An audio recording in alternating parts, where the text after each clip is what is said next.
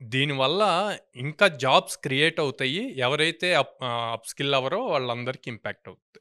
దీన్ని మొత్తాన్ని గూడా హ్యూమన్ ఇంటర్ఫియరెన్స్ లేకుండా ఈ ఏఐ ఏజెంట్స్ బిల్డ్ చేసి ఆటోమేట్ చేసేస్తారనమాట.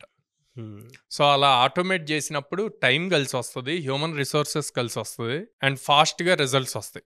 అంటే మీరు అడగొచ్చు, మరి ఇదంతా ఆటోమేట్ చేసి టైం కలిసొచ్చి హ్యూమన్ రిసోర్సెస్ కలిసొస్తున్నప్పుడు లే ఆఫ్స్ అవుతాయి కదా సార్ అని. యెస్, లే ఆఫ్స్ అవుతాయి. కానీ ఆ లెవెల్‌లో ఏఐ ఏజెంట్‌ని ట్రైన్ చేయాలి అంటే మళ్ళీ న్యూ జాబ్స్ కావాలిగా. పర్సన్సే, హ్యూమన్సే కదా దాన్ని ట్రైన్ చేయాల్సింది. సో, ఆ టైప్ ఆఫ్ జాబ్స్ కొత్తగా క్రియేట్ అవుతాయి.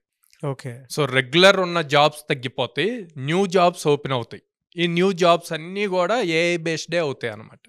సో, ఆ ఏఐ బేస్డ్ అవ్వాలి అన్నప్పుడు కంపల్సరీగా దాని రిలేటెడ్ ఈ ఏఐ ఏజెంట్స్ గానీ, artificial intelligence in depth with mathematical probability statistics with programming language ఇవన్నీ అప్‌స్కిల్ అయితే వాళ్ళ జాబ్ సేఫ్ సైడ్ ఉంటదన్నమాట.